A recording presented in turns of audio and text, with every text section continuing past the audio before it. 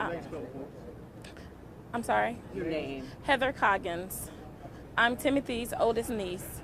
And we have here today, we have four of Timothy's siblings. We have his sister, his oldest sisters, and his brother. Your reaction to the verdict?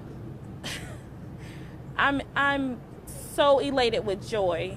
I can't even describe it in words.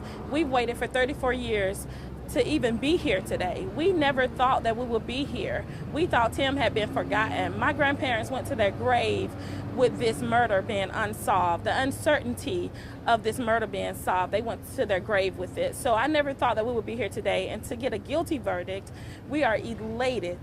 I don't know the words. To relive this in court day by day, hearing this testimony and sitting with the man who was accused of killing him, what was that like for you?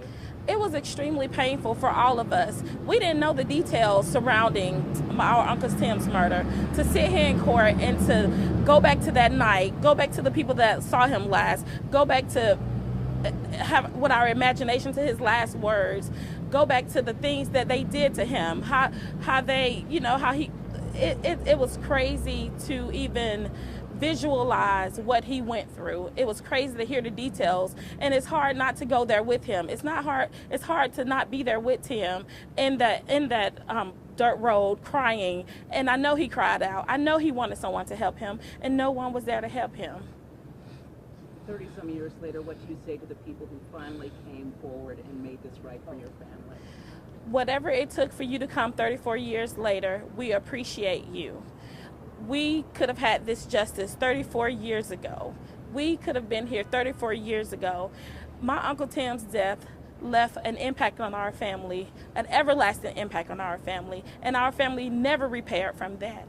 So at this point, now we can move on. Now we can live in peace. Tim can rest in peace. My grandparents can rest in peace. Now we can live in peace. We don't have to tell anyone else this story that Tim was from a small town where no one cared. Where no one cared and no one was brought to justice for his murder. It wasn't just a murder. It was a brutal, heinous killing. And now we don't have to tell our kids or our grandkids anymore that no one cared for your Uncle Tim. Now we have someone who's guilty and who will spend the rest of their life in prison and to serve time for this murder that he committed. Heather, you talked about going to gravesites of Tim and your grandparents. Yes. What will that be like? What will y'all do? We're going to go to Tim's grave. We did a memorial for Tim back in December 2017, and we're going to go to my grandmother's grave, and we can now tell them, hey, someone did care. Someone did finally come forward. Someone cared enough to even take this case to trial, because that didn't happen 34 years ago. We all know the investigation was a shabby investigation. We all know that. We all heard that in court. We know that the people here today, the Sheriff's Department here today, the GBI department here today, is not the department that was here in 1983 when Tim was brutally murdered. We know that this is a different department today, and we are forever thankful and forever grateful that that's what we're here, that we're standing here with this department where they thought enough of not only Tim, but the community and justice to bring this to justice.